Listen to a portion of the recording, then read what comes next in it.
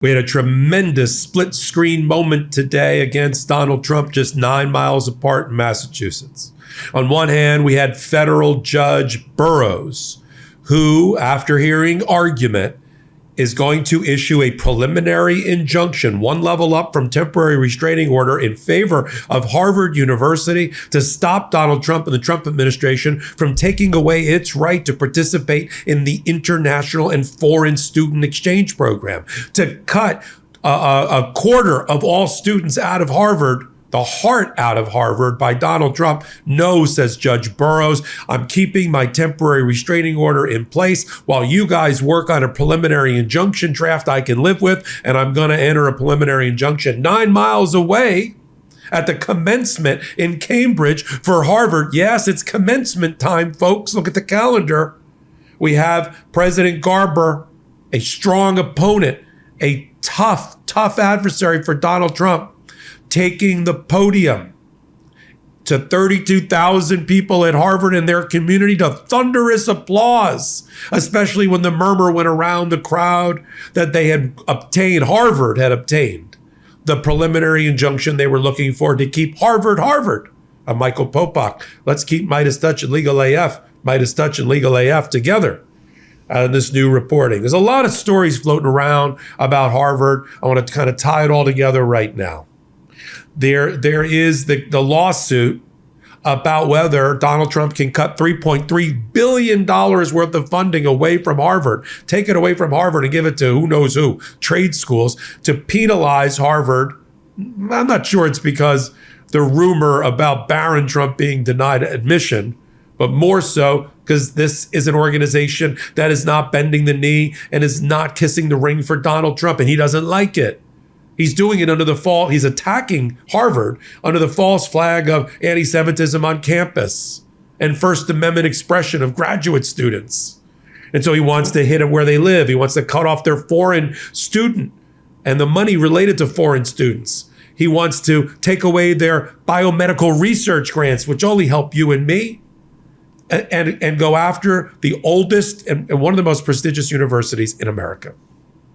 And Harvard fought back and is fighting back. It has two major law firms. One, the prior law firm of Donald Trump, just about a month or so ago, Quinn Emanuel. The other, represented by Robert Hur, Donald Trump's own U.S. attorney from Maryland, who was the special counsel against Joe Biden. They've joined forces together. So you got two separate set of cases where Harvard is winning. One, to block efforts to cut off their funding. The case I'm talking about now is with Judge Burroughs, and that's about the attempt for the Trump administration to kind of kick Harvard and their, brass ones, and take away foreign dollars, foreign exchange program rights. 1/4 of Harvard's campus is international. Half of the School of Diplomacy, 1/4 of the School of Business is foreign, and that's okay. But that's the diversity, equity, and inclusion Donald Trump can't get behind because he can't control it. And so you had this moment where in court today, word got out, because the order is not yet on the docket, but word got out that Harvard had won today. Forget sporting events. They won where it matters in the court of law with Judge Burroughs. And that hit at the same time as the graduation commencement when Garber took the stage, and here's a clip. Members of the class of 2025 from down the street, across the country, and around the world.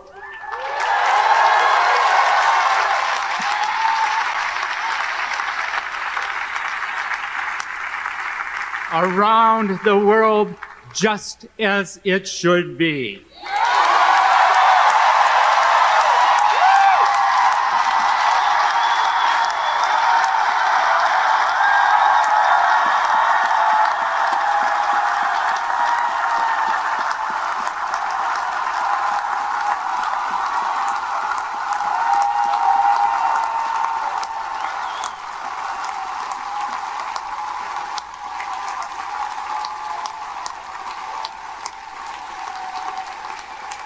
See, I couldn't lead with the clip because it would just look like another commencement day where somebody was telling you to use more sunscreen.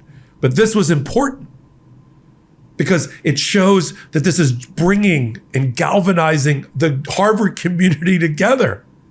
See, they're not afraid of a few graduate students with bed sheets and spray paint stating an opinion at Harvard Square. I'm not scared of that. I might find some of what they say distasteful, but it needs to be in the public square of expression. And Harvard shouldn't be attacked for it. This show is sponsored by Liquid IV. I was born by the beach, and I haven't recovered since. Born in December, but a summer baby all the way. And my daughter, she was born on a 95-degree sweltering day last June. So I love summer. Prepping for a big summer means planning to stay hydrated, so you can get the most out of your body and live more during those warm summer months. Visit liquidiv.com and maximize your summer plans with sugar-free hydration featuring the new Raspberry Lemonade Hydration Multiplier. Get 20% off your first order with code LEGALAF at checkout. I've made Liquid IV part of my daily ritual, so that with one simple pack, I ensure that I'm getting not only hydration, but electrolytes and needed nutrients to keep my personal battery charged. Like just before my wife and I do a quick jog to the gym, we fully hydrate with our favorite Liquid IV flavor. Liquid IV is the perfect way to stay hydrated during long days outside that often become even longer nights. Liquid IV features true-to-fruit flavors that keep you hydrated. Find all your favorite hydration multiplier flavors on their website, from acai berry and lemon lime to pina colada, or choose from their line of sugar-free flavors like raspberry lemonade, white peach, and rainbow sherbet. Break the mold and own your ritual. Just one stick and 16 ounces of water hydrates better than water alone. Liquid IV is powered by Live Hydroscience, an optimized ratio of electrolytes, essential vitamins, and clinically tested nutrients that turn ordinary water into extraordinary hydration. It has 3 times the electrolytes of the leading sports drink and 8 essential vitamins and nutrients. Always non-GMO, vegan, gluten-free, dairy-free, and soy-free. Get ready for summer with extraordinary hydration from Liquid IV. Get 20% off your first order of Liquid IV when you go to liquidiv.com and use code LEGALAF at checkout. That's 20% off your first order with code LEGALAF at liquidiv.com. So we've got Harvard on a winning streak. Blocked funding being denied.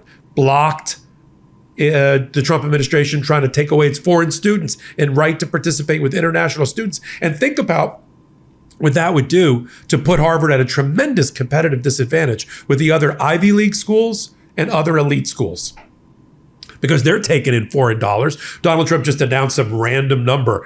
He loves telling businesses and institutions how to run themselves. Walmart, you should eat all of my tariffs that I imposed for China. Yeah, we're not doing that.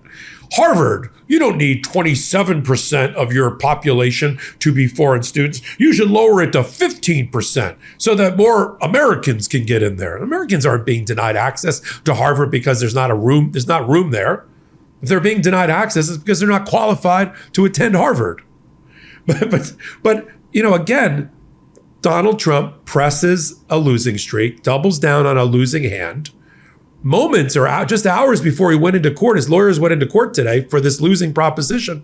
They decided to start an administrative process, giving Harvard 30 days to give the reason why and defend themselves as to why they shouldn't lose their participation in this foreign and international exchange program to allow for foreign students. Forget all that administrative process. The judge wants a preliminary injunction drafted for her review that maintains the status quo, the world before Donald Trump attacked Harvard. And she's waiting for the parties, and this sometimes happens in cases, she wants the parties to take the first crack, the first draft of history, and submit it to her. If she doesn't like it, she'll change it. When you submit something to a judge like that, she usually wants it, or they want it in Word, so they can change it and redline it. I've written many of these for courts. Many of them have been sort of just adopted wholesale. Others have been rewritten by the judge. It depends on how good you are at writing in the voice of the judge for what the judge is looking for. She gave those directions today. The other side, the side for Harvard, said, we don't want any shenanigans, Judge, in the order where they come up with all sorts of crazy language. The judge says, work on it together, bring it back to me, and I'll take a look at it. Here's what the docket reads as of right now. This is what the students of Harvard, the faculty of Harvard, the family of Harvard, the supporters of Harvard were responding to thunderous applause for Garber. And when that rumor went around, that was true about them winning in court. This was just entered, docket number 50 on the docket. Hearing on the preliminary injunction was held today. Notice of intent to withdraw the certification that was sent to Harvard last night. So she already referenced the fact that there was an administrative letter sent, a notice of intent to take Harvard out of the student exchange program that was sent the night before the hearing. She continues, the TRO, the temporary restraining order, will remain in place while parties confer and submit either a joint proposed PI order. In other words, get together and agree on a preliminary injunction. She's not worried about the Harvard lawyers not agreeing. She's worried about the Trump DOJ not agreeing. So try that, or submit your individual proposed orders for the judge to consider. In other words, competing orders are okay if you can't agree. Sometimes judges are like, we don't want competing orders. Just give me something that you both agree to, which puts everybody under a lot of pressure because you have to compromise in areas you may not want to compromise in. But here she's saying, try. If you fail, send me each your version of the order for me to review. She's keeping the temporary restraining order in place while she considers what the preliminary injunction order, but she has entered a preliminary injunction. She's just waiting for the terms. She goes on to say, status quo to remain in place while the notice of intent to withdraw process is ongoing. In other words, I know you've just started a process, but the status quo remains in place. My order blocks your process. And that's her order. The next thing I'm going to report on here on MeidasTouch and on Legal AF is when I get my hot little hands on the final order. It'll take them a day or two. It'll probably be a Friday submission, and we can report on it over the weekend. But I wanted that split screen moment for you, and I wanted to talk about it here on Legal AF and on the MeidasTouch Network. I'm Michael Popok. Come on over to Legal AF, the YouTube channel, where we go over these types of items every day, every way, one-stop shopping for all things law and politics, and of course, the Legal AF Substack. So until my next report, I'm Michael Popok. Can't get your fill of Legal AF? Me neither. That's why we formed the Legal AF Substack. Every time we mention something in a hot take, whether it's a court filing or a oral argument, come over to the Substack. You'll find the court filing and the oral argument there, including a daily roundup that I do called, wait for it, Morning AF. What else? All the other contributors from Legal AF are there as well. We got some new reporting. We got interviews. We got ad-free versions of the podcast and hot takes. Where? Legal AF on Substack. Come over now to free subscribe.